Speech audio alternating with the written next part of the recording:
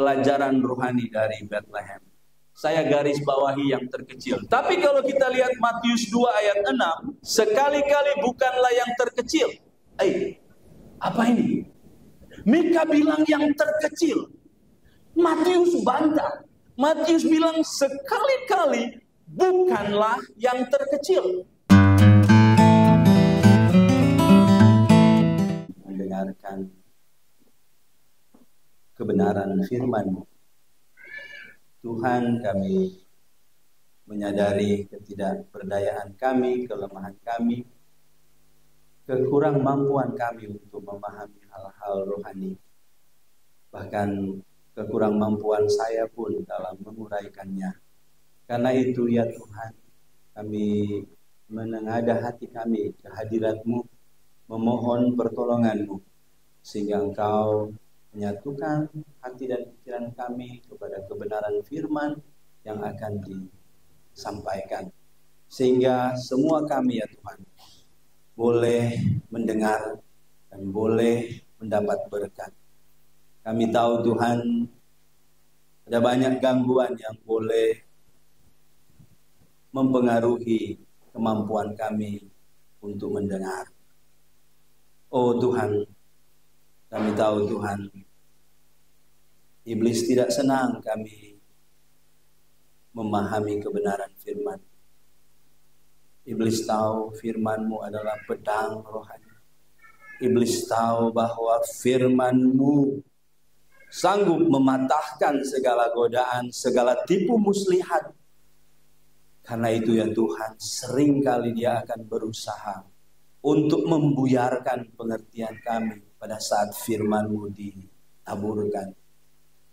Jangan biarkan kami seperti yang Kau umpamakan bagaikan tanah di pinggir jalan, yang benihnya hanya jatuh di tepi jalan dan akan menguntungkan burung-burung saja. Oh Tuhan, kami rindu supaya benar-benar kami bagaikan tanah yang baik, yang akan mendengarkan firman, sehingga kami dapat memahaminya dan pada akhirnya dapat melakukannya. Tolonglah Tuhan. Terima kasih Tuhan, sekali lagi urapi hamba-Mu ini, urapi ruangan ini, ruangan hati kami, sehingga sungguh-sungguh Tuhan firman-Mu dapat kami pahami dan menjadi berkat bagi kami. Dalam nama Yesus kami alaskan doa ini dan mengucap syukur. Amin. Amin. Silakan duduk. Saya sampaikan banyak terima kasih kepada Gembala Sidang dan kepemimpinan gereja di sini yang mempercayakan saya untuk menjadi berkat melalui menyalurkan kebenaran firman Tuhan. Saudara-saudara, saya sangat bersyukur untuk waktu ini, dan saya tadi juga waktu duduk-duduk saya melihat tema yang terpampang di depan kita luar biasa. Saya juga mulai membayangkan, bagaimana mereka buat ini. Ini sangat tepat posisinya. Hormat kepada teman-teman dekorasi yang melakukan ini. Puji Tuhan, saya secara pribadi, keluarga, menyampaikan selamat Hari Natal bagi Gereja Baptis Antioquia. Puji Tuhan, 25 Desember tidak lama lagi, dan tentu selamat menyongsong tahun baru 2025. Wow, luar biasa. Baik saudara-saudara, saya mungkin akan kode-kode saja ya, boleh ya. Tema yang ada pada kita adalah marilah sekarang kita pergi ke Bethlehem ya. Next.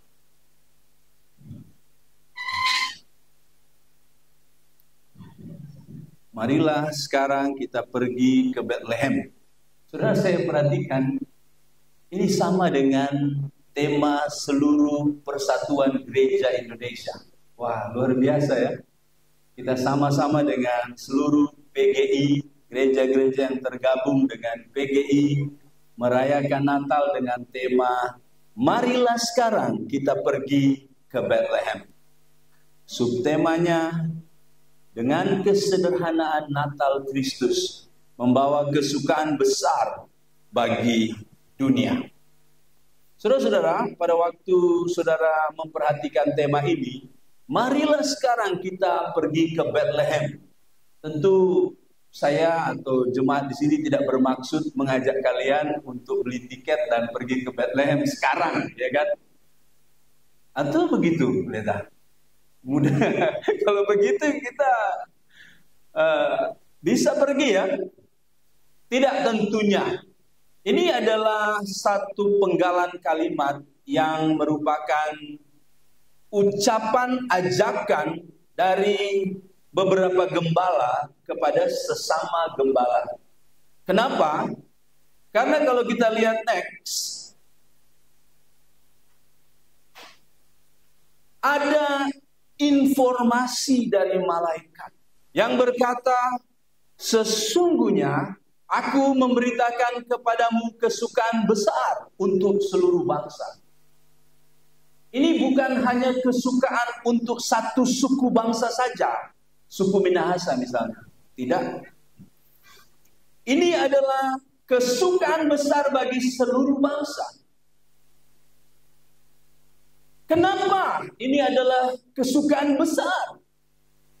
Oleh karena hari ini, maksudnya hari waktu itu ya, telah lahir bagimu juru selamat. Wah, juru selamat. Kristus. Tuhan, penguasa segala-galanya di kota Daud. Saudara, kini ada satu berita yang disampaikan malaikat kepada gembala-gembala. Saudara tahu gembala-gembala orang yang paling susah zaman itu.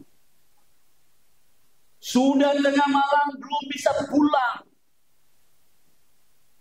Tidak bisa dibayar gajinya kalau belum selesai. Siapa di sini yang punya pekerjaan sampai jam 2 belum bisa tidur, belum bisa pulang? Karena harus selesaikan pekerjaan mereka. Tapi gembala-gembala ini mendapat kesempatan di mana didatangi oleh malaikat dengan berkata, hari ini telah lahir bagimu juru selamat, yaitu Kristus Tuhan di kota Daud. Wah, luar biasa. Kini mereka yang dulunya tidak punya pengharapan, saudara tahu, mereka so miskin mau masuk neraka.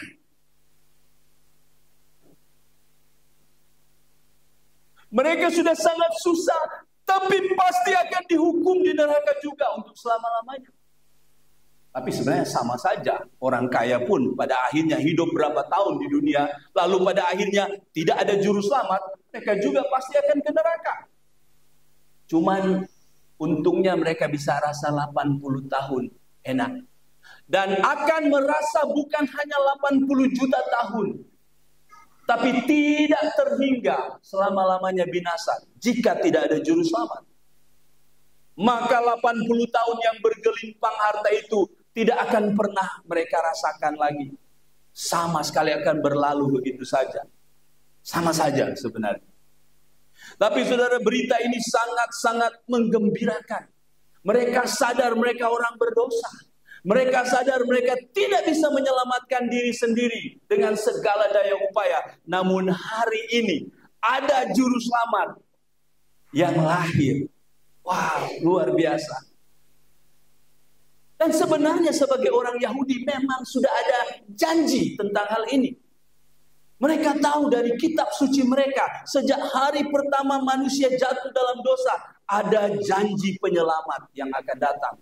Jadi saudara, penyelamat tidak pernah datang dari manusia. Penyelamat tidak pernah datang dari upaya diri sendiri. Penyelamat hanya boleh datang dari Allah.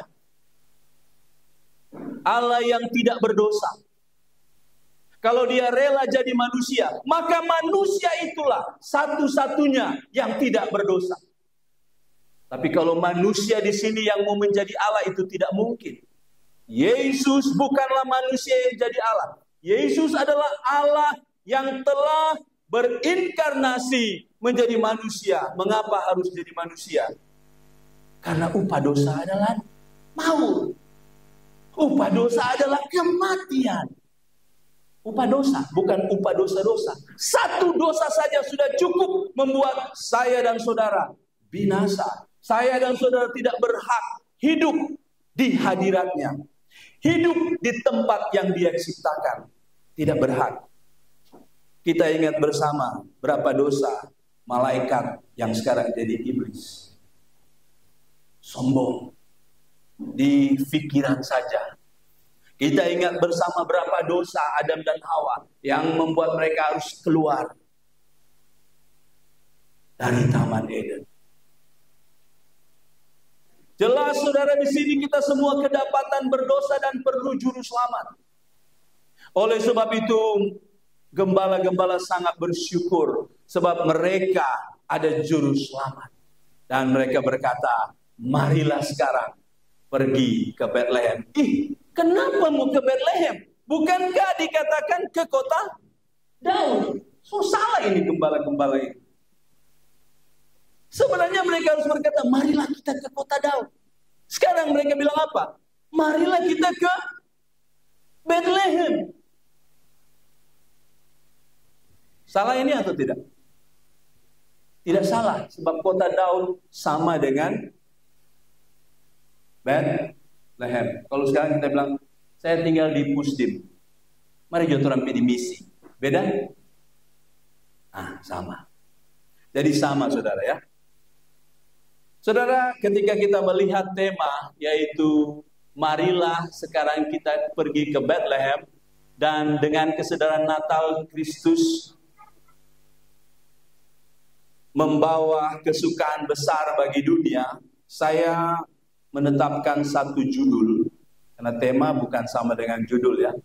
Judul pada malam ini yaitu pelajaran rohani dari Bethlehem. Sekali lagi, pelajaran rohani dari Bethlehem. Bukan pelajaran jasmani. Memang kalau jasmani, Bethlehem. Bet itu bahasa Ibraninya roti.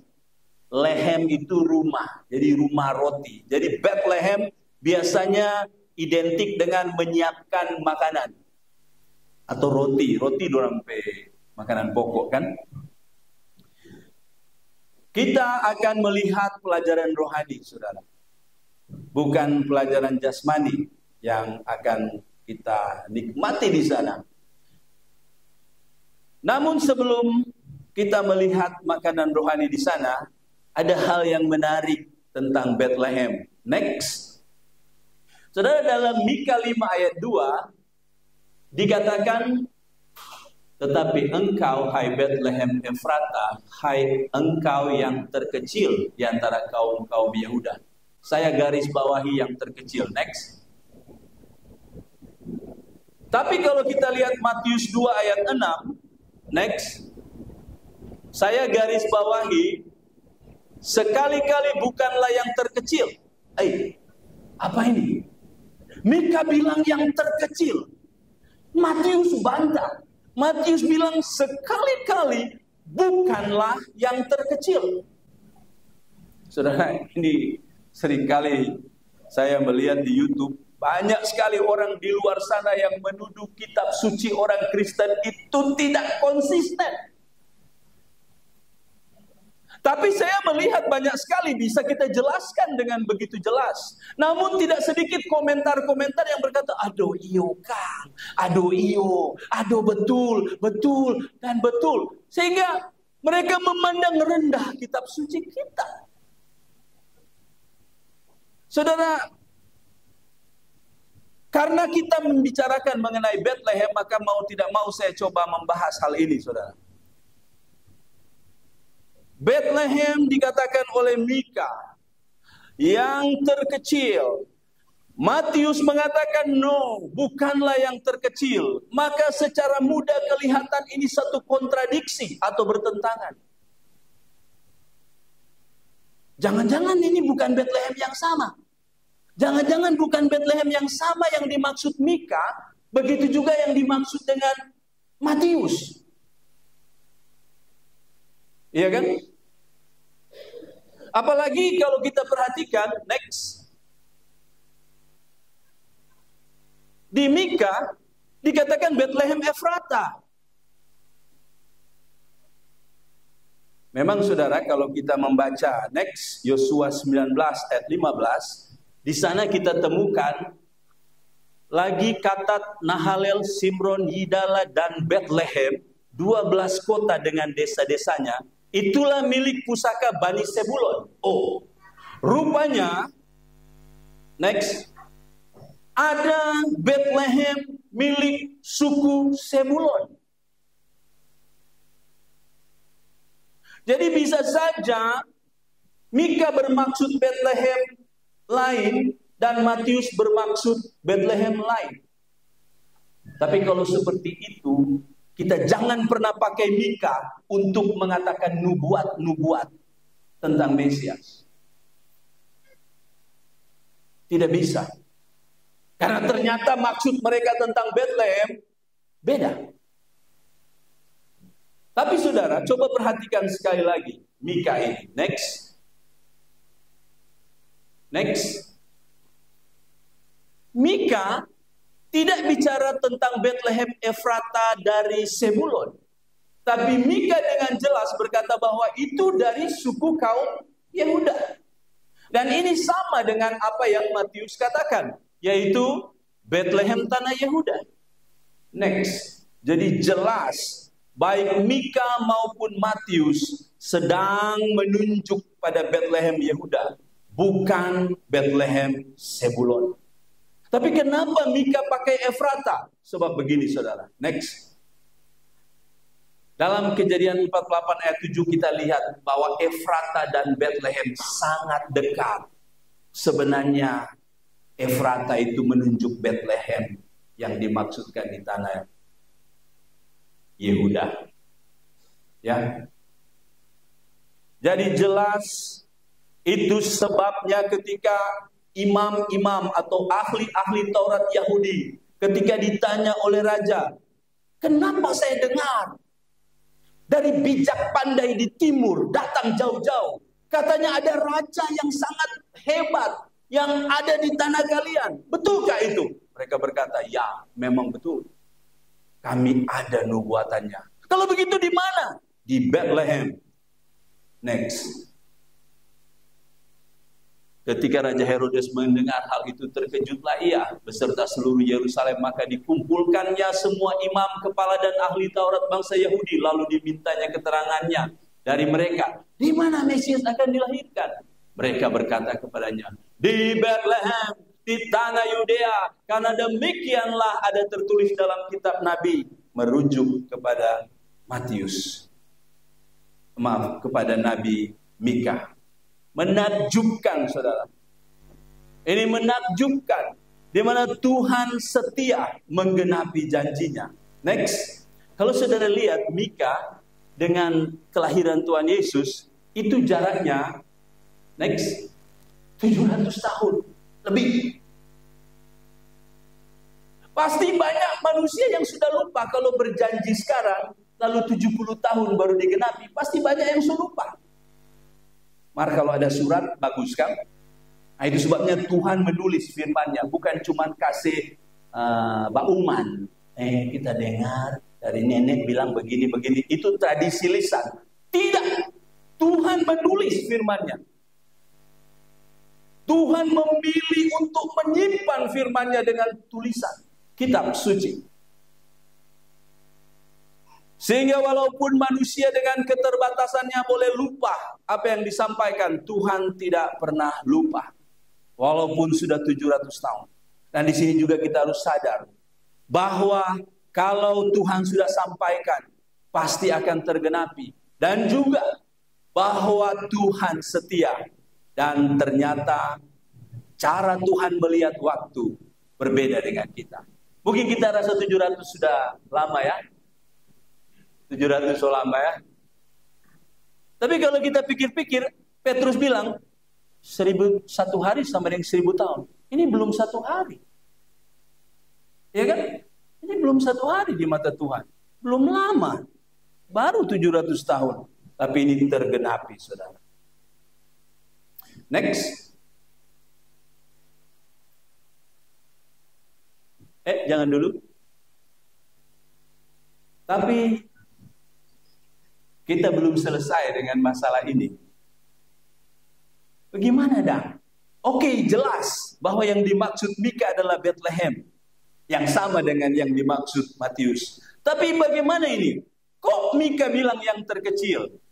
Sedangkan Matius bilang, sekali-kali bukanlah yang terkecil. Saudara, saya menemukan beberapa penjelasan. Next. Dari buku Pulpit Commentary, dia berkata begini. Next. Saya baca di sini saja. Kalimat terakhir, yaitu hai yang terkecil di antara kaum-kaum Yehuda, dia berkata begini. Kalimat terakhir itu, terkecil di antara kaum-kaum Yehuda, sebaiknya diterjemahkan terlalu sedikit dibandingkan dengan ribuan suku Yehuda. Mereka tidak masuk hitungan. Karena itu Bethlehem tidak disebutkan sebagai milik Yehuda dalam catatan Yosua 15 dan dalam katalog Nehemia 11 ayat 25. Itu sebabnya Mika mengatakan bahwa ini yang terkecil. Tapi saudara, menarik, Albert Barnes dalam bukunya Barnes Notes, dia berkata begini ketika memberi komentar Matius 2 ayat 6. Next. Dia berkata begini. Karena Mesias akan lahir di sana. Kelahirannya memberikan kehormatan yang tidak dapat diberikan pada kota-kota yang lebih besar. Dengan semua jumlah, kemewahan, dan kekayaan mereka. Kelahiran seorang tokoh terkemuka selalu dianggap memberikan kehormatan dan pentingnya bagi sebuah kota atau negeri. Jadi saudara, bisa saya simpulkan, Mika melihat secara manusia. Dari segi penduduk Sadiki, dari segi luas kecil. Itu sebabnya Mika berkata, engkau paling kecil. Itu tidak salah. Tapi ternyata Matius melihat dari cara perspektif Allah, melihat Bethlehem ini. Bethlehem dia tetapkan. Untuk dari Bethlehem lahir juru selamat, Mesias, Raja segala raja. Saudara, banyak sekali kota-kota yang merebut upaya supaya merekalah kota di mana Napoleon dilahirkan. Merekalah kota di mana Shakespeare dilahirkan. Sebab kenapa? Sebab kalau ada orang besar lahir di sana, kota itu akan tak angka. Dulu waktu Obama ada isu, bukan lahir, dibesarkan di Jawa sana, tanpa itu jadi populer. Betul? Jadi rupanya saudara, bisa saya simpulkan bahwa Mika melihat dari kacamata manusia melihat Bethlehem. Sedangkan Matius melihat Bethlehem dari kacamata Allah. Karena itu jelas tidak ada pertentangan di sana. Sayang mereka yang di luar sana cuma melihat di permukaan dan menertawakan kitab suci kita. Padahal Allah menertawakan kebodohan mereka. Dengan tepat seorang komentator, Matthew Paul, berkata seperti ini. Next.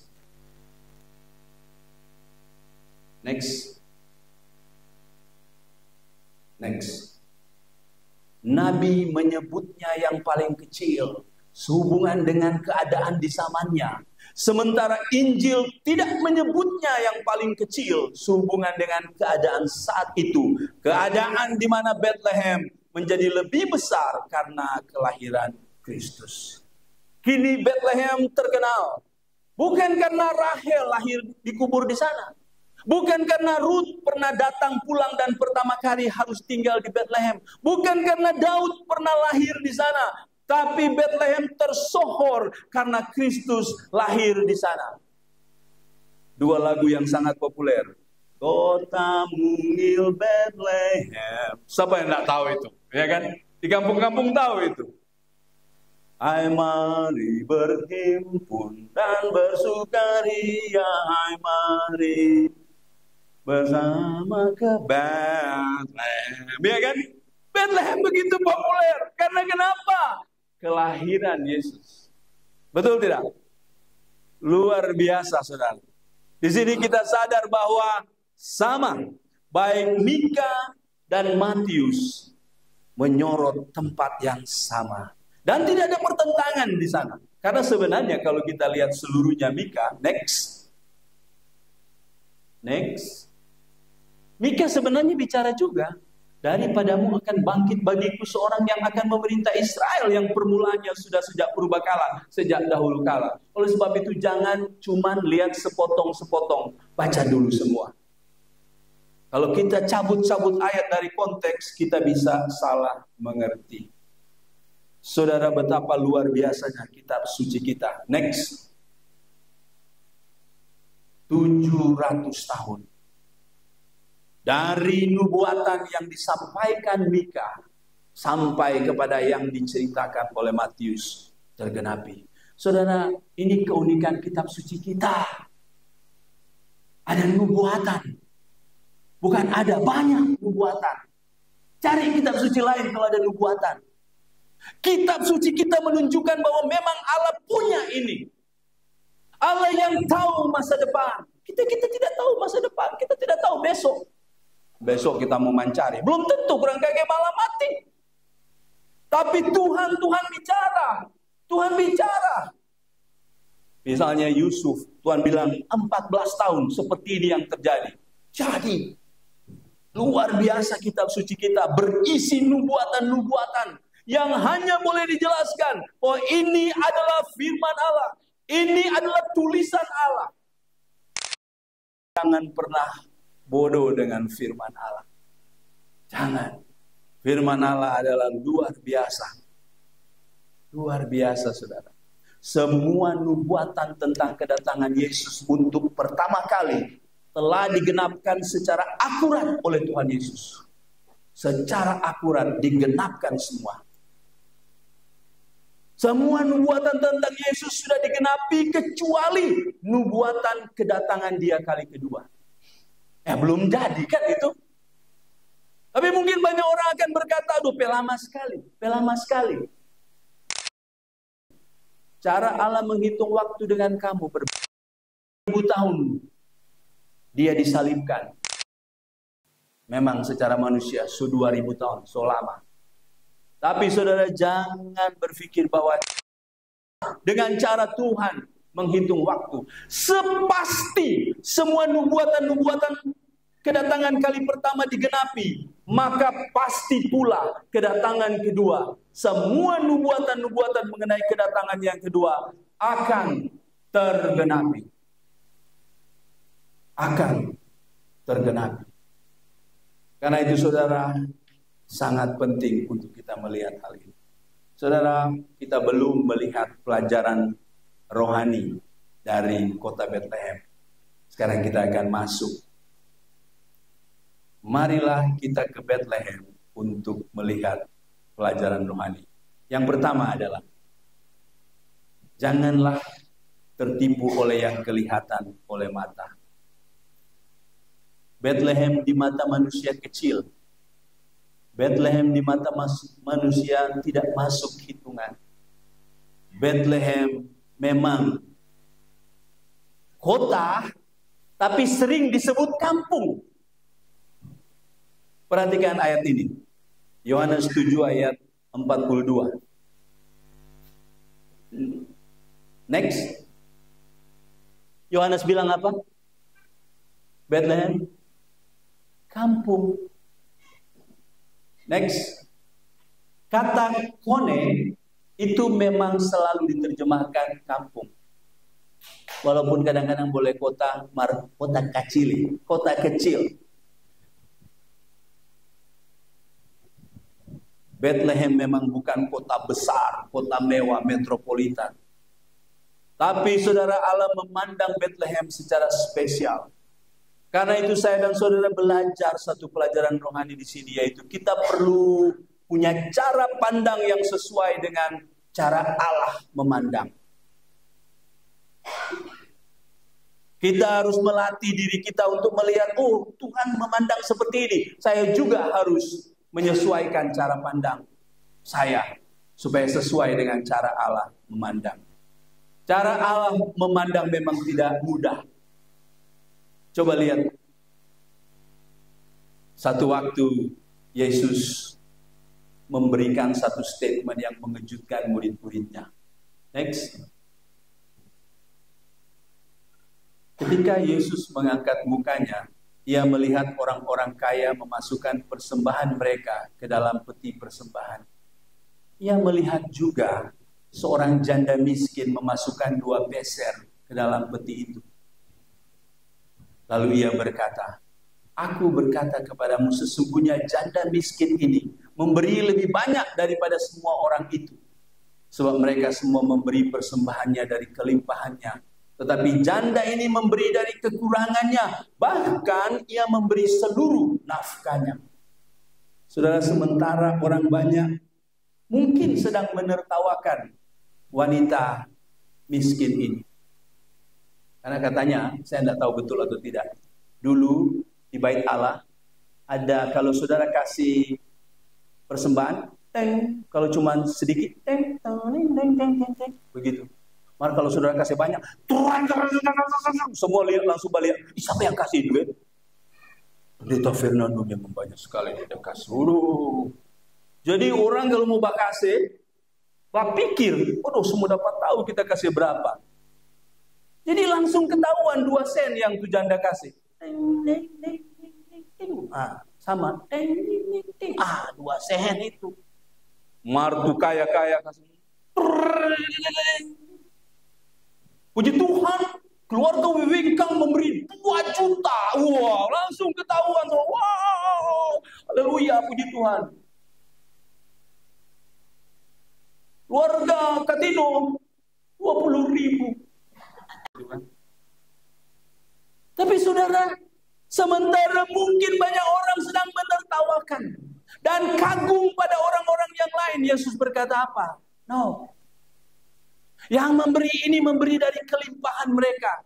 Mungkin mereka kasih 100-200 ribu. Marpa dompet-dompet, ATM-nya puluhan juta ada di situ atau ratusan juta ada di situ. Sedangkan yang kasih 5.000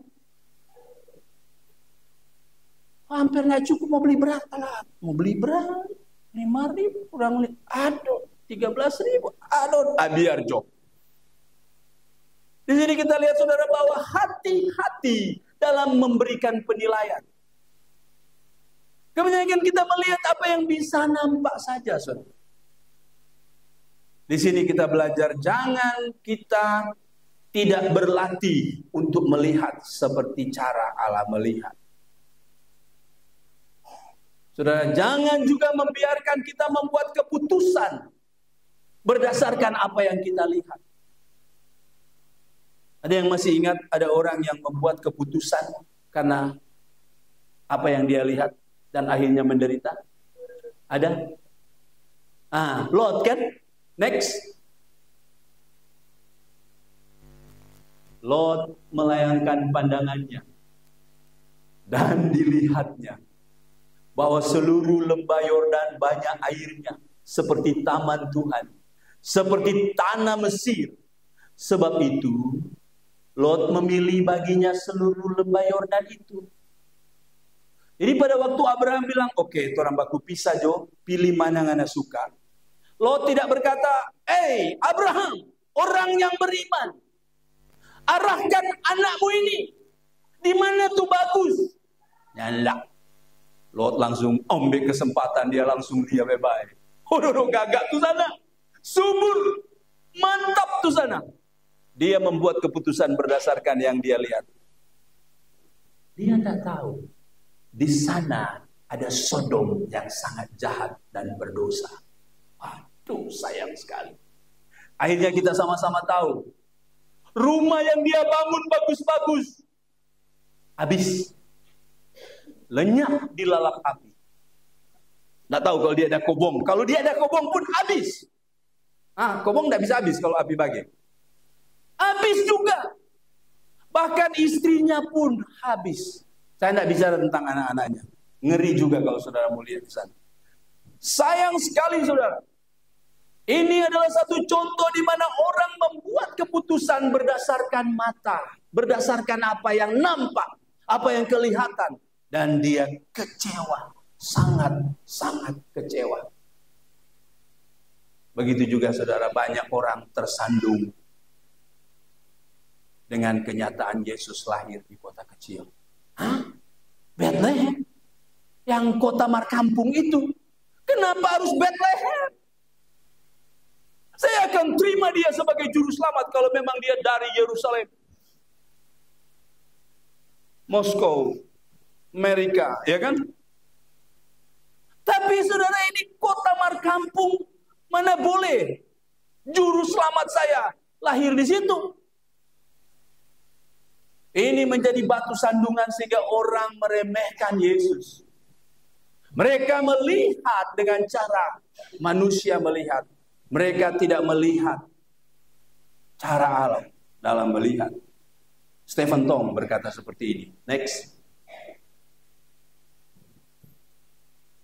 Kristus dilahirkan di Bethlehem bukan karena Bapaknya di sorga tidak sanggup mengatur tempat yang lebih baik. Bukankah dia memegang seluruh sejarah di tangannya? Tetapi Kristus lahir di tempat yang demikian tidak layak untuk menyatakan bahwa Allah Anak datang untuk mengambil alih keadaan sulit manusia. Dia datang untuk memikul segenap akibat dosa dan akibat kecemaran kita. Walaupun dia tidak pernah bersalah, dia tidak berdosa, tetapi menanggung dosa kita di dalam hidupnya. Di bumi ini, dia mengalami segala hal yang sulit yang kita alami. Kerelaannya untuk merendahkan diri begitu agung dan mulia. Celakalah orang-orang yang menghina dia dan menolak pengorbanannya bagi kita sekalian. Orang yang menilai Bethlehem dengan cara yang salah sangat berakibat fatal. Jauh lebih hebat akibatnya daripada apa yang Lot lakukan. Memang Lot lakukan sangat menyedihkan. Memang Lot telah melakukan satu keputusan yang sangat menyedihkan. Tapi dibanding dengan orang yang menolak Kristus karena Bethlehem, dia sangat-sangat menyedihkan. Saudara, mungkin Anda pernah salah seperti Lot. Tapi jangan pernah salah dalam hal menilai Bethlehem. Mengapa saya harus percaya pada Yesus sebagai juru selamat satu-satunya? Siapa dia? Bukankah kelahirannya sama seperti semua orang, bahkan lebih rendah daripada kebanyakan kita? Dia dilahirkan di kota yang sering disebut kampung. Kelahirannya apa hebatnya? Anda mungkin pernah salah seperti Lot, tapi jangan pernah tersandung dengan hal ini, saudara. Mungkin Anda dulu adalah seorang gadis yang pada akhirnya memilih menikah dengan orang yang kaya. Begitu ya. Oto, terhormat, tapi tidak percaya Yesus. Padahal ada cowok lain memang ganteng, kata no, ganteng, ya kan? Cuma berjalan kaki. Mari dia orang percaya. Tapi akhirnya Anda kecantol. Akhirnya Anda siap terima. Aduh, kaya komang dia. Iya tuh. Nanti jo kita injili dia setelah kawin. Akhirnya setelah kawin pipa pendeta, kita mau masuk gereja tidak bisa. Kenapa? Dia bilang jangan. Aduh, kasihan. Mungkin Anda pernah salah membuat keputusan seperti itu. Atau mungkin Anda pernah salah dengan memandang orang yang walaupun setia datang ke gereja tiap minggu, Dan walaupun dia setia berpartisipasi dalam setiap pelayanan gereja, tapi uang persembahannya cuma 5.000, 10.000, kadang-kadang 20.000. Waktu saudara lihat ada orang yang mungkin 2-3 kali saja datang di gereja, 100-200 dia kasih di persembahan. Maka ketika pemilihan, saudara dukung orang itu jadi pengurus gereja.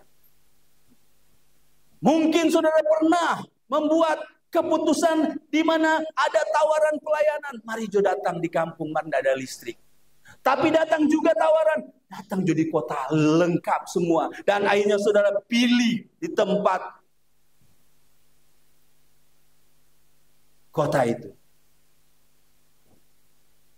Dan mungkin Anda sedang menjalani akibatnya.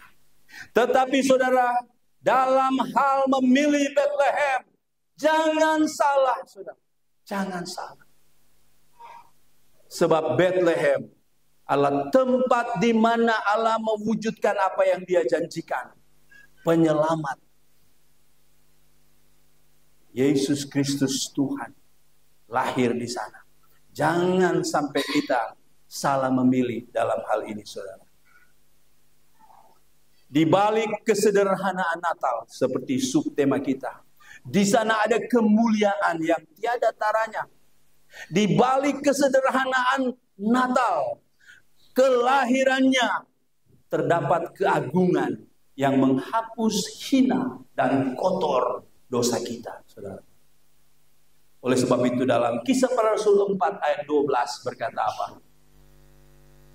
Keselamatan tidak ada di dalam siapapun juga selain di dalam Dia. Sebab di bawah kolong langit ini tidak ada nama lain yang diberikan kepada manusia yang olehnya kita dapat diselamatkan.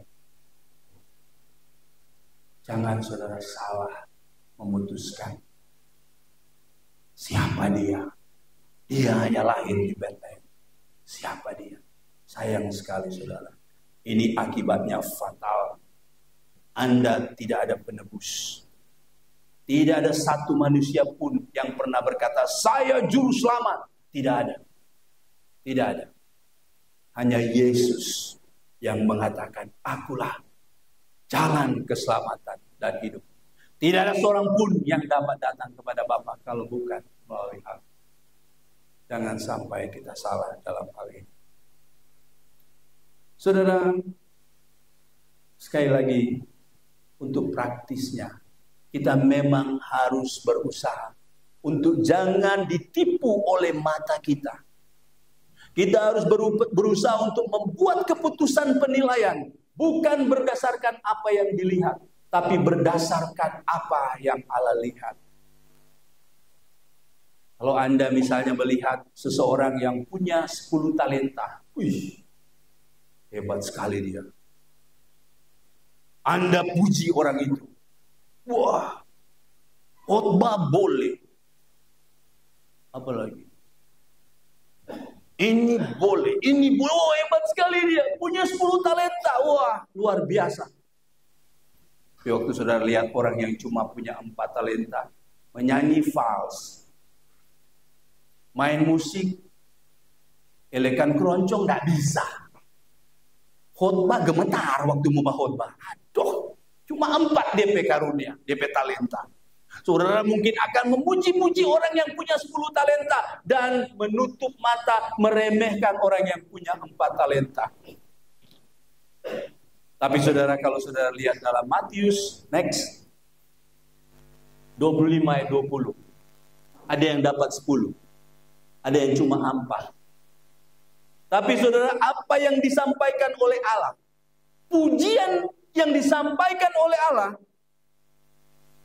yang diwakili Tuhan di sini, sama persis. Sama persis. Yang dapat 10 disampaikan sama, yang cuma dapat 4 disampaikan sama. Kalau kita lihat 10 talenta, kita bilang mantap sekali. Yang lihat 4, hampir mantap, tambah leh. Mungkin kita seperti itu. Tapi saudara, Tuhan memberikan pujian yang sama persis kepada mereka yang dapat 10. Demikian juga kepada mereka yang dapat 4. Tuhan berikan sama persis pujiannya. Tidak beda. Kenapa? Karena ini saudara, Lukas 12 ayat 48 berkata, setiap orang yang kepadanya banyak diberi, dikasih 10 banyak, daripadanya akan banyak dituntut. Bayangkan kalau dia dapat 10, dia dapat 5 pun dia mikir, Pak Michael cuma 4, kita dapat 2, kita solewat. Maka dia hanya 4 saja dia berusaha. Apakah dia akan dipuji dengan sama? No. Tuhan itu akan berkata, hambaku yang jahat dan pemalas. Kadang-kadang kita, wah, so boleh Pak. Kita membandingkan diri kita dengan yang lain. Kita solebe. Tapi saudara tidak boleh begitu. Jangan membuat penilaian berdasarkan mata kita. Marilah berdasarkan apa yang Tuhan inginkan untuk kita ketahui. Periksa dirimu. Jangan-jangan Tuhan kasih banyak. Jangan menjadikan sesama sebagai ukuran. Harus melihat apakah Tuhan memberikan berapa kepada saya. Karena itu saudara, next. Poin pertama pelajaran rohani adalah milikilah cara melihat yang benar. Kalau kita punya cara melihat yang salah, bahaya. Kita melihat, kalau dia banyak doi, mantap. Kalau dia banyak doi, terhormat, diberkati. Lama-lama, orang bisa berusaha kaya dengan menghalalkan segala cara. Supaya kita dianggap diberkati, saya akan jadi kaya. Dan menghalalkan banyak cara. Banyak perempuan-perempuan akhirnya tidak ada skill. Begitu jadi kupu-kupu sore. Kupu-kupu apa? Kupu-kupu malam. Supaya katu handphonenya iPhone berapa? Supaya katu kelihatan banyak duit. Sebab kenapa? Sebab kita sedang memiliki cara pandang yang salah. Kita pikir orang ini karena kaya, pasti dia diberkati. Belum tentu. Belum tentu. Satu waktu, Alkisah seorang yang terkaya di sebuah kota. Katanya dia bermimpi. Malaikat datang pada dia. Minggu ini kita akan cabut nafas orang yang paling kaya di kota ini. Astaga. Apa? Minggu ini. Sebelum berakhir minggu ini, satu orang kaya yang terkaya di kota kecil ini, kita akan cabut nafasnya. Siapa lagi kalau bukan kita? Maka dia mulai jaga terus kesehatan, olahraga, makan, baik-baik. Pas semua satu hari, habis satu minggu itu, dia mimpi lagi. Malaikat yang sama datang. Besok orang yang paling kaya di kota kecil ini akan kupanggil pulang. Aduh. Langsung dia berusaha. Jangan-jangan orang mau bunuh kita. Dia langsung sewa bodyguard. Jaga kita. Jangan-jangan kita kena serangan jantung. Langsung telepon, dokter, siap, standby kita, standby. Jaga semua. Pas malam itu, seperti yang malaikat katakan, malam ini, orang yang paling kaya di kota kecil ini akan kucabut nyawanya. Tiba-tiba di kota itu bunyi bel. Ting. Gitu kan, Mbak Eho Sadikia. Ting. Itu tanda ada orang mati. Ada orang mati. Tapi sampai pagi dia tidak mati. Tidak mati kita ya. Tidak mati. Pas DP besok dia tidur ulang. Betul dia mimpi lagi. Dan kali ini dia langsung tangkap tuh malaikat. Malaikat. Mana bilang orang yang paling kaya di kota ini akan mati? So mati. Kayak begitu nak mati. Emangnya ngana yang paling kaya di kota ini? Oh, bukan dah. Ngana ada dengar tuh jam 12 malam ada bunyi ting. Ada. Dia tuh paling kaya. Hah, di rumah PB saya. So dia tuh paling kaya. Kok siapa dengan bilang ke kita malaikat? Cuma mau kasih tahu. No? Kok langsung tabangun dia. Langsung tabang. Dia salah mengerti, ya. Dia pikir dia yang paling kaya. Padahal tidak. Belajarlah menilai dari perspektif rohani. Kalau duitnya banyak, kedudukannya tinggi, terkenal, kita pasti sangat-sangat menghormati. Tapi jangan-jangan mereka sebenarnya miskin dan melarat secara rohani. Dan jangan-jangan Allah sementara berbeda penilaiannya dengan saudara. Berarti kita sedang menghargai apa yang Allah sedang tidak hargai. Rasul Paulus pernah meminta kepada jemaat di Filipi untuk menghargai seseorang. Dia tulis di Filipi 2 ayat 29. Next. Sambutlah dia dalam Tuhan dengan segala sukacita dan hormatilah orang-orang seperti dia. Siapa orang ini? Siapa orang ini yang diminta oleh Rasul Kristus untuk menyambut dengan segala sukacita, untuk menghormati orang ini? Siapa dia? Siapa dia, saudara? Dia adalah Epafras. Dia sakit parah, nyaris mati. Kenapa? Karena ternyata dia siap menerima utusan jemaat Filipi untuk membantu Paulus. Padahal Paulus ada di penjara, tempat yang sangat tidak aman. Epafras siap pergi berjuang. Epafras siap melayani. Epafras siap mengalami sakit. Epafras siap tinggalkan kampung halamannya, pergi ke penjara menolong Paulus yang sedang di penjara. Epafras siap menempuh bahaya. Siap berjuang melawan penghambat-penghambat Injil. Dan Paulus katakan, orang seperti dia, sambutlah dia di dalam Tuhan dengan segala sukacita dan hormatilah orang-orang seperti dia. Saudara, jangan salah menilai orang. Jangan salah menilai orang. Marilah kita mulai bertumbuh dengan kesadaran kesederhanaan Natal. Kesadaran tentang siapa Bethlehem. Biarlah firman Tuhan menolong kita untuk melihat dengan cara melihat yang benar.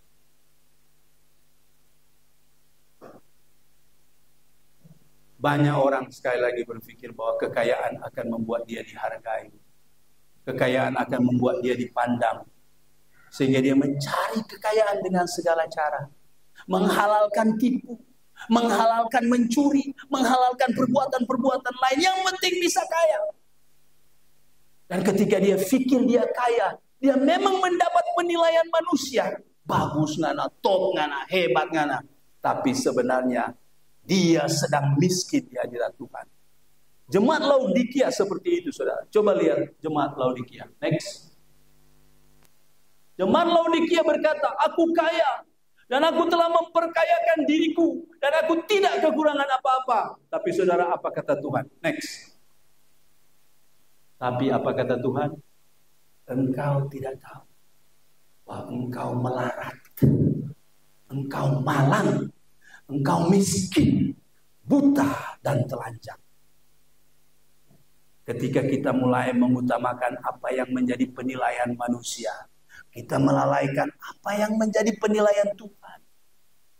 Maka kita boleh dimuliakan oleh manusia, tapi kita sedang dihina di mata Tuhan, saudara. Lebih baik saya dan saudara, walaupun tidak dinilai hebat oleh manusia, namun saudara harus berjalan dengan setia kepada Tuhan. Kalau Anda sudah sedang melakukan kebenaran dengan setia, tapi manusia tidak menghargai saudara, tidak masalah, gas terus.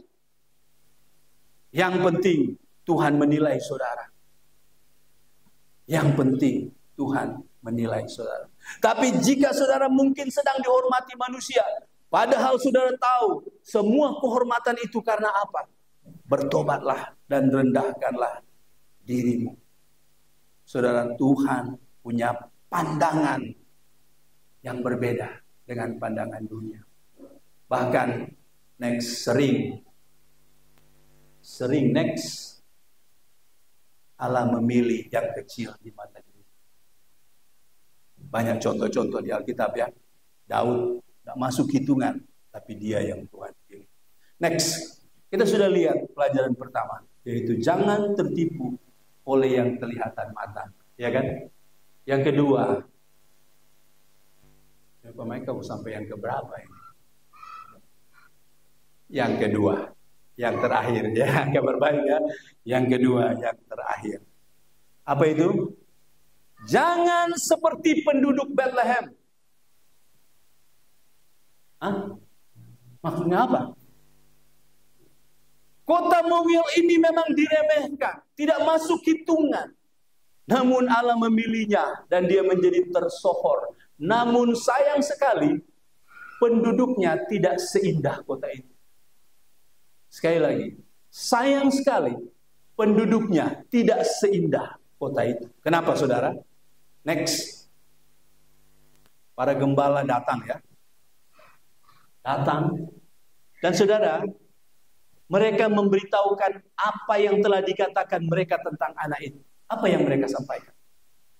Mereka sampaikan, ini anak memang dapat lihat bayi. Di tangan dia keselamatan seluruh dunia. Ini anak Tuhan. Ini Tuhan tahu.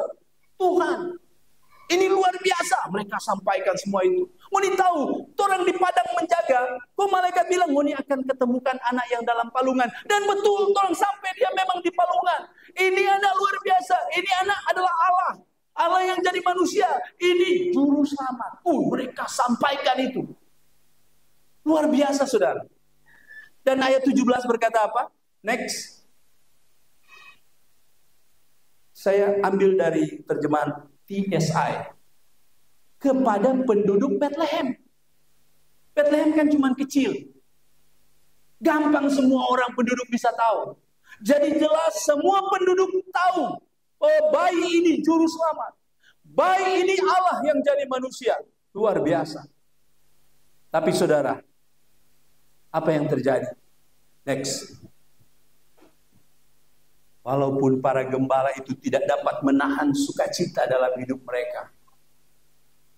Mereka walaupun rendahan, malu-malu dulu mau bersaksi. Tapi mereka lepaskan malu-malu itu. Mereka jadi berani dan menyampaikan Injil. Mereka bersaksi. Hidup mereka berubah. Kembali dengan memuji dan memuliakan Allah. Lain halnya dengan penduduk kota kecil itu. Mereka cuma sampai di heran. Betul? Semua orang yang mendengarnya heran. Heran Kong Iko dengan datang memuji bagus. Mari ini mati di heran saja. Heran kita. Kota kecil mari Tuhan lahir. Heran kita. Heran. Cuma sampai di heran, saudara. Matthew Henry berkata begini. Next. Mereka merasa heran, tetapi tidak pernah berusaha menyelidiki lebih lanjut mengenai Sang Juru Selamat itu, mengenai kewajiban mereka kepadanya, atau mengenai manfaat-manfaat yang akan mereka peroleh darinya. Sebaliknya mereka membiarkan semuanya berlalu begitu saja. Oh, betapa luar biasa bodohnya orang-orang generasi. Kalau kita orang Bethlehem, kita ambil itu bayi itu, tinggal coba ke rumah. Oh, istri bilang, ini boleh cuma satu kali, enggak mungkin ya, pasti istri yuk. Ini mereka heran saja dan biarkan. Sampai 2 tahun. So-nya enggak tinggal di kandang. So enggak bisa disebut bayi. So anak. Sampai 2 tahun tetap Yesus tidak diperhitungkan. Tidak dianggap oleh orang-orang masyarakat penduduk itu. Akhirnya Yesus keluar. Akhirnya tengah malam Yesus tinggalkan Bethlehem. Betul? Akhirnya Yesus tinggalkan Bethlehem.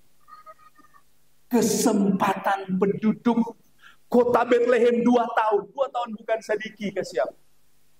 2 tahun lama. Allah beranugerah luar biasa kepada penduduk Bethlehem 2 tahun. Tapi akhirnya mereka cuek. Mereka tidak peduli tentang dia. Sampai Herodes datang membawa pedang. Next. Kita tahu ceritanya. Ketika Herodes tahu bahwa ia telah diperdaya oleh orang-orang Majus itu, ia sangat marah. Lalu ia menyuruh membunuh semua anak di Bethlehem dan sekitarnya, yaitu anak-anak yang berumur 2 tahun ke bawah, sesuai dengan waktu yang dapat diketahui dari orang-orang Majus itu. Kelahiran Yesus luar biasa. Tapi karena tidak dipedulikan, kelahiran Yesuslah yang menyebabkan kepahitan dan sengsara bagi penduduk Bethlehem. Bayangkan melihat di depan mata mereka anak laki-laki. Waduh, kita 3 anak perempuan semua. Gitu. Memang kalau dapat anak laki-laki luar biasa, kan? Tapi di depan mata mereka, mereka melihat nyawa anak laki-laki itu dicabut. Mengerikan, saudara. Mengerikan. Di sini kita melihat bahwa belajar dari masyarakat penduduk Bethlehem. Jangan pernah tidak meresponi Yesus. Saudara, memang di Manado ini pemberitaan Injil bak banjir terus ada. Puji Tuhan tentunya. Di tempat-tempat lain susah sekali. Namun saudara, jangan sampai ada di antara kita yang oleh karena kebanyakan keseringan tentang berita itu, maka saudara tidak pernah ada perjumpaan secara pribadi dengan Yesus. Saudara tidak pernah menyadari saudara orang berdosa yang hanya perlu salib itu. Seringkali saya bertanya, Ngana kalau mati masuk surga atau neraka? Surga. Kia padang. Oh, tiap hari Minggu masuk gereja. Hah? Jadi masuk gereja juru selamat. Siapa Yesus datang dong kalau begitu? Mereka tidak pernah lihat tentang kematian Yesus di kayu salib sebagai satu-satunya penyelamat. Tahu siapa masuk surga? Tapi Pak Pendeta. Tapi Pak Pendeta. Tapi Pak Pendeta. Mana ada ayat Alkitab yang katakan, kalau papamu pendeta, kamu otomatis masuk surga. Itu di dunia Kristen, saudara. Di dunia Kristen. Itu sebabnya, saudara, Nikodemus, orang yang sangat tersohor di Yerusalem, Yudaisme. Yesus bilang, lahir ulangannya. Hah? Bukankah kelahiran sebagai orang Israel adalah istimewa? Tuhan bilang, enggak, lahir ulang. Saudara, kebanyakan kita salah. Mati masuk surga. Iyo, kenapa? So dibaptis. Baptislah. Jadi baptis juru selamat. Mereka melupakan karya Kristus di kayu salib. Kalau Kristus tidak naik di kayu salib, saya dan saudara yang akan naik, saudara. Jangan pernah mengetepikan salib Yesus. Saudara, kalau saudara belum pernah berkata, Yesus, aku orang berdosa. Yesus, terima kasih. Karena Engkau sajalah satu-satunya, tidak ada nama lain di kolong langit ini yang olehnya aku beroleh hidup kekal. Kalau saudara belum pernah mengatakan itu, jangan terlambat. Jangan terlambat seperti masyarakat Bethlehem.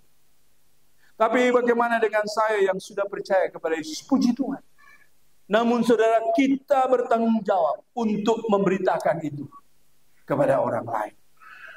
Kita bertanggung jawab merayakan Natal kepada mereka. Kita harus mempunyai respons kepada Tuhan. Saudara, kita tutup dengan pujian Ada Natal di Hatiku, ya. Boleh kita nyanyikan itu sambil kita berdiri bersama-sama. Seperti palungan.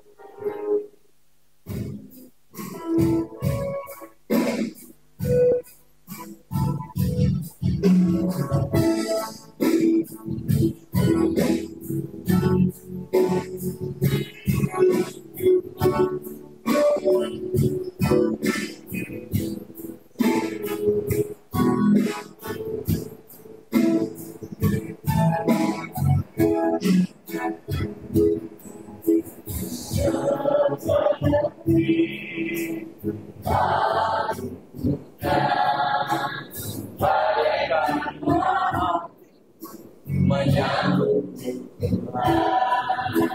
seperti kemenanganmu. Dia hidupku terkenal padamu, sebab Natal takkan berarti tanpa kasih-Mu. Lain di hatiku hanya bersama-Mu, Yesus, ku rasakan selalu. Indahnya Natal di hatiku,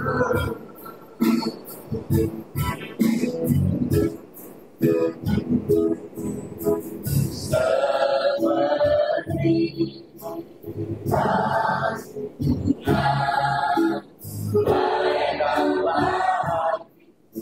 menyambut seperti kemenanganmu. Dia berkenan padamu, sebab Natal takkan berarti tanpa kasih-Mu. Lain di hatiku hanya bersama-Mu, Yesus, ku rasakan selalu. Indahnya Natal di hatiku,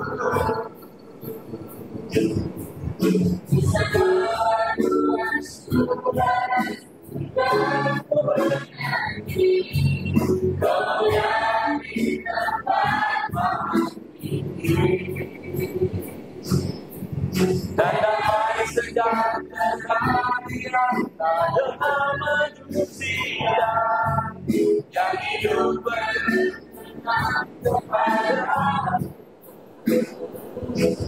Sebab Natal takkan berarti tanpa kasih-Mu. Lain di hatiku hanya bersama-Mu, Yesus, ku rasakan selalu. Indahnya Natal di hatiku. Terima kasih Tuhan, terima kasih untuk kebenaran firman-Mu yang boleh kami dengar. Memohon agar tidak ada satupun di antara kami yang tidak mendapat berkat. Terima kasih Tuhan. Dalam nama Yesus kami berdoa serta mengucap syukur. Amin. Amin. Silakan duduk. Silakan ke pengacara.